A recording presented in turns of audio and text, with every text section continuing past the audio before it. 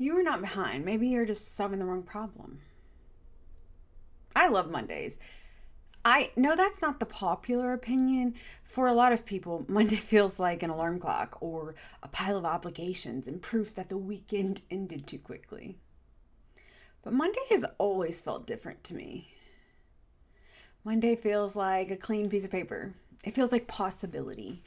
It feels like whatever last week was, you're still here, and there's still something you can do with what comes next.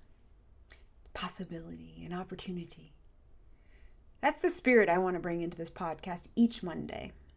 Now, I don't want to hand you another performance checklist before you even finish to have your coffee. I want to give you a place to breathe, to look at what is actually happening, and begin the week with more honesty and more hope. So if you're carrying a problem into this week, a business problem or a money problem or a decision that you may have been postponing, maybe a conversation that you keep rehearsing, or simply a feeling that you should be much further along than you actually are, I want to offer you a different possibility. That's not an accusation. It is actually good news. If the problem is not what you thought it was, then the effort that has not worked is not proof that you are incapable. It might simply just be information. It might be pointing you towards the layer you have just not named yet. Now, the loudest problem is not always the real one. Most of us are trained to respond to what is visible, what's the loudest. Sales are down, so we need more leads. The team is inconsistent, so we need more accountability. The house payment feels uncomfortable, so we need a lower purchase price. We are exhausted, so we need a better schedule. Decision won't settle, so we think we might ask more people what they think. Sometimes the visible answer is the right answer, but sometimes it's only the first layer. The visible problem is the place where the deeper problem finally became loud enough to get our attention. So a sales problem may actually just be a clarity problem. People cannot buy what they do not understand. An accountability problem might just actually be a priority problem. People cannot execute 5 competing definitions of what matters most. A money problem may not actually be a sequence problem. All the numbers are arriving at one at a time without a clear view of how they affect one another. Now, a motivation problem may actually just be a permission problem. You know what you want, but you haven't yet allowed yourself to disappoint an old expectation. Now, this is why more effort can sometimes make us feel worse. We keep applying energy to the most visible layer. We reorganize it, we explain it, we push it, we blame ourselves when it returns. But the visible layer cannot resolve something it did not create. Now, the hopeful part is that patterns are generous. They repeat. They keep showing us the same place, the same things until we're ready to see it differently. Perspective is everything. Now, repetition is frustrating when we think it means we failed. It's useful when we understand that repetition is just evidence. It's just evidence. Now, what keeps returning is trying to tell you something. It's trying to communicate with you. Now, there is a reason we reach for the first visible problem. Visible problems give us something to do. They create task. Task creates the feeling of control. We can schedule another meeting or buy another tool. We can build another spreadsheet or post more content or cut one more expense or ask one more person for advice. Action can be useful, but action can also become a place to hide from the decision underneath it all. The deeper layer is less convenient most often because it may ask us to change the assumption that has been holding the whole structure together. You can use action as avoidance. If the problem is software, then we can replace the software. And if the problem is that no one has the authority to make the decision, then we have to talk about leadership. If the problem is market, we can wait for the market. If the problem is that the offer has become too broad to explain, then we have to choose what the business is willing to stop being. Now, we also reach for visible problems because they are easy to share. Much easier. It's more comfortable to say, I need a better plan, than to admit to yourself, I don't trust myself to choose without permission from something or someone else. It's easier to say, we need more sales, than to say, we may have not decided who this product or sales or thing is really for. It's easier to say, the payment is too high, than to say, I have not defined the amount of margin I need in order to feel safe. So none of those deeper statements is a moral failure. They simply are just more honest. Now, honesty can feel slower at first because it doesn't immediately hand you a task. The task that comes after honesty is usually cleaner, though. It carries less performance for others, less performance for yourself, and much clearer direction. So this is why also the wrong problem can survive smart people and sophisticated plans. Intelligence makes us look good at building solutions. I'm really good at it. But it doesn't guarantee that we have chosen the right question for ourselves or our business. We can create elegant answers to something that was never the real issue. So when effort keeps increasing and clarity keeps decreasing, just pause. Now, not forever. Not as a way to avoid movement, because stillness can be an avoidance too. Pause long enough to ask whether all of this activity is information or only just putting you in motion, letting you go in circles, round and round, to make you feel like you're doing something. Let's start with business. Business is easier for patterns to be seen. Imagine a leader who keeps saying, my team needs to communicate better.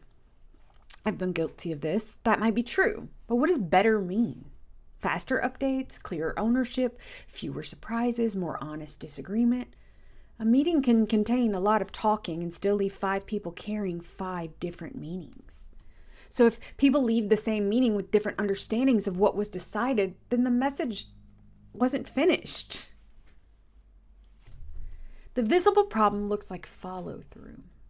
The deeper problem may be that no one named who owns what happens next, or what does success actually look like.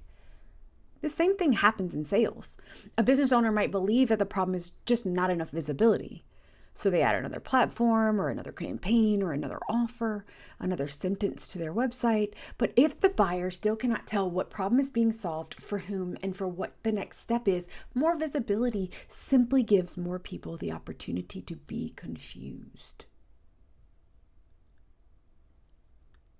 This is why one of the reasons outside perspective matters so much. Sometimes we're too close to our own lives and businesses. Now, intelligence doesn't automatically create this distance. In fact, the smartest person in the room can be the person who is closest to the assumptions everyone else stopped questioning. You know the history. You know why every exception exists. You know what each word was meant to mean. The buyer or the employee only knows what is in front of them. So before you ask, how do we make people respond differently? Ask yourself, what are they actually receiving from us now? Before you decide that the team is resistant, ask whether the priority is singular enough to follow. Before you conclude that the offer needs more features, ask whether the outcome is clear enough to value. So a better question does not solve everything instantly. It does something more important. It puts your energy in the right room, with the right people, with the right direction. Now, the same pattern shows up at home and money decisions. So we often start with a number that is easiest to see. What's the price? What's the payment? Or how much can I get approved for? That's what most people ask. Now, those numbers actually matter, but each one is an outcome created by several other numbers.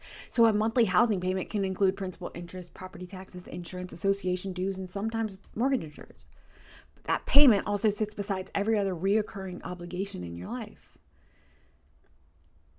Now, there's cash required before you ever make your first payment, and the cash that you still need after closing on the house, so it doesn't leave the rest of your life fragile and empty.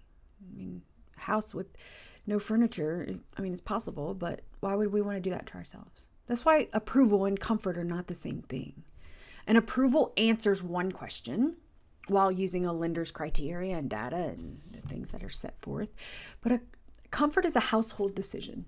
It has to account for the life that you actually live, the responsibilities you actually carry, and the amount of margin that helps you feel safe. So if the payment feels wrong, the answer is not always simply buy less. The more useful starting point is to understand what created the payment, what else the payment must live beside, and which part of the structure can responsibly change. That's a clearer conversation than starting with one number and calling that the whole truth. Now, clarity doesn't remove every trade-off, obviously. It lets you make the trade-off on purpose. It gives you conscious awareness to the decisions that you make every day. Now, there are problems that are harder to put in a spreadsheet, like in our own personal lives. So the decisions that you might keep postponing, or the relationship that feels different, even though nothing dramatic happened or nothing is in front of your face. The work that drained you, even though you're really good at it. The idea that keeps returning after you've already talked yourself out of it 100 times. Sometimes we call these motivation problems because that sounds manageable, right? We tell ourselves to be more disciplined and more grateful and more consistent and less emotional. But what if the problem is not that you can't make yourself do the thing? What if some part of you has already understood that the thing no longer belongs to the life that you are building? You just haven't listened to it enough. Now, that does not mean that every uncomfortable feeling is a sign to leave. That is a hard one I had to learn. Discomfort can be growth. It can also be misalignment or grief or fear or fatigue or the ordinary resistance that comes with doing something meaningful. The work is not to obey every feeling. The work is to become curious enough to understand what the feeling is protecting or resisting or revealing. Now, there is a difference between asking myself, how do I force myself forward? What is making forward feel unsafe or false or unnecessarily expensive? Now, the first question assumes that you are the obstacle, but the second question just gives you information. So you don't have to make a dramatic decision today. These are things I had a hard time learning. You don't have to turn one moment of clarity into complete reinvention by noon. I used to do that a lot. You can simply stop calling yourself lazy or difficult or late or confused long enough to just listen to the more accurate question. All right, here's the practice I want to give you for this week. It's practical advice. You can use it in a meeting or with a money decision or in your journal or while you're walking. All right, first, what am I currently calling the problem? Use the plainest language you can. You don't have to make it impressive. People are not responding to you. The payment might feel too high. I keep avoiding the conversation. I'm tired every time I work on this project or this thing. Name what you can actually observe. All right, second. Now, what keeps repeating? Look for the pattern instead of this single incident. Does confusion appear after the same kind of meeting? Do people ask the same question about the offer? Does the budget tighten around the same time every month? Does your energy change around a particular responsibility or person or place? Repetition gives you better data than a one emotional clue or day. But we have to pay attention. Third, what facts do I have and what meaning have I added to it? And is that actually true? The fact that someone did not reply, it doesn't mean they rejected you. The fact that the team may miss a deadline, that doesn't mean that they don't care. The fact that the payment is higher than expected, that doesn't mean that homeownership is impossible. Separate the event from the story long enough to see what else could be true. Fourth, what decision is actually asking you to make it? So maybe the decision is not whether to quit. Maybe it's to ask for clearer terms. Maybe it's not whether to abandon the offer itself. Maybe it's whether to just say in one sentence what it actually does. Maybe it's not whether you can afford a particular house. Maybe it's what level of monthly margin you are refusing to surrender in other places. Fifth question. So what is the smallest, honest movement available to me now? It's the biggest one. Not the smallest performative task. Not the task that makes the list look busy. What is the smallest movement that creates information, clarity, or relief? Rewrite that sentence. Ask the direct question. Put the 4 numbers on one page. Name the owner and the deadline, or schedule the conversation. Rest before you decide. One small, honest movement can change the quality of your whole week. Now, notice none of these questions required you to have everything figured out. They just ask you to become more accurate. And accuracy is often the beginning of hope. Now, how do we know the question is getting better? So a better question often creates a different physical or emotional response. So the problem may still be difficult, but it becomes more specific. Instead of feeling surrounded by it, you can see its edges. You know who is involved and what is known and what is assumed and what must be decided next. So a better question also reduces the number of imaginary emergencies. When the issue is unnamed, everything feels connected to it. Every email becomes evidence. Every delay becomes a verdict. Every unexpected expense seems to confirm that the whole plan is failing. You've failed. That's not true. Once the real question is named, many of those events turn into their proper size. So you might also notice that the honest question contains a choice you already understood. So it doesn't mean that the choice is easy. It means that the confusion was partly created by trying to negotiate with an answer you just didn't want to accept. Now, there is tenderness in recognizing that. Sometimes we need time before we're ready to act on what we know. Now, the goal is not to interrogate it or interrogate yourself until you produce certainty. Certainty is not always available. It's usually not available. The goal is to find a question accurate enough to support the next responsible movement. So in practice, the better question usually sounds plainer than the original one. How do I transform the entire culture of my company? Maybe replaced with, what behavior are we currently rewarding? Instead of, how do I grow the business?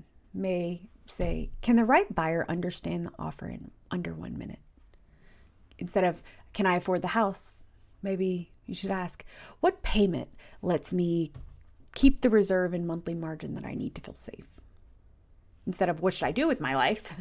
Maybe, what am I no longer willing to keep pretending that fits inside my goals? Plain questions are powerful because they can be tested. They create conversations and numbers and observations that you can actually use to help you make decisions.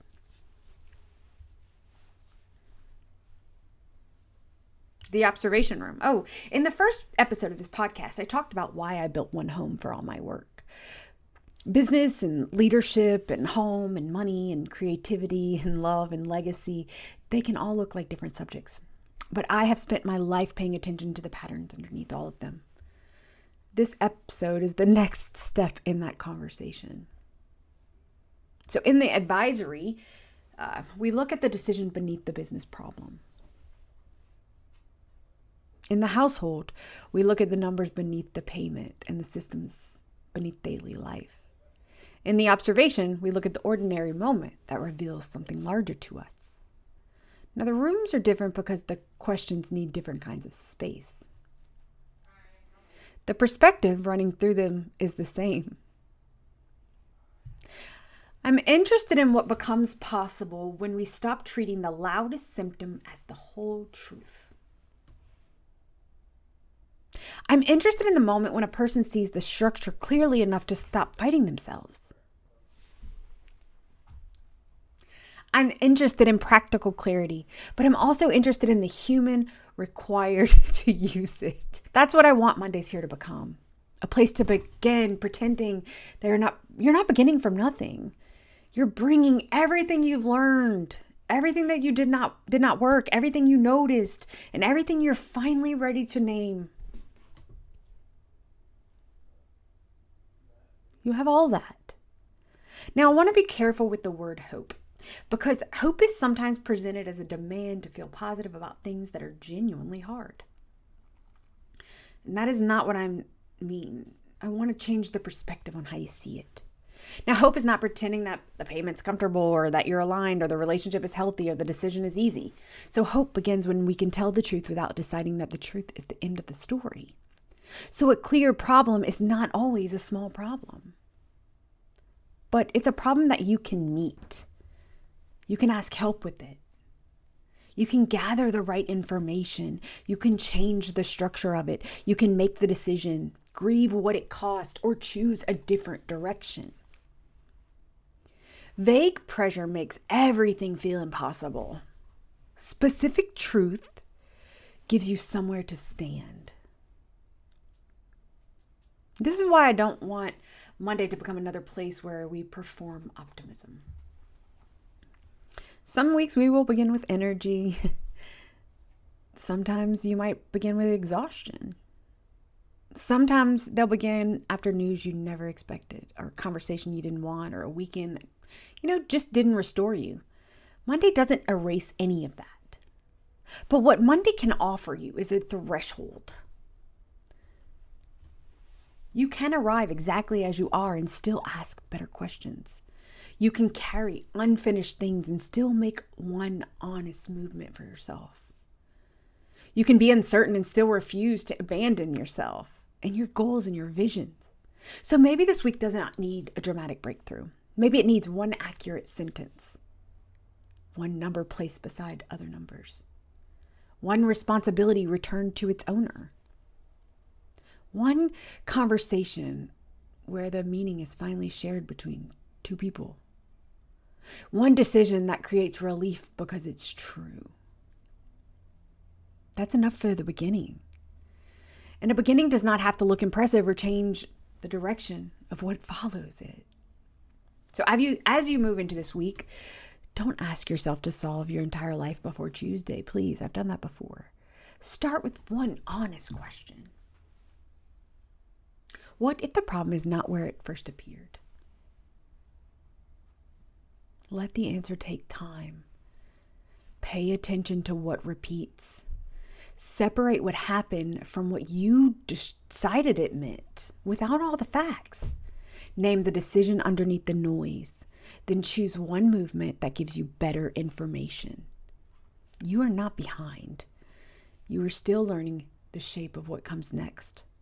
Sometimes the most hopeful thing you can discover is the wall you have been pushing against was never the door.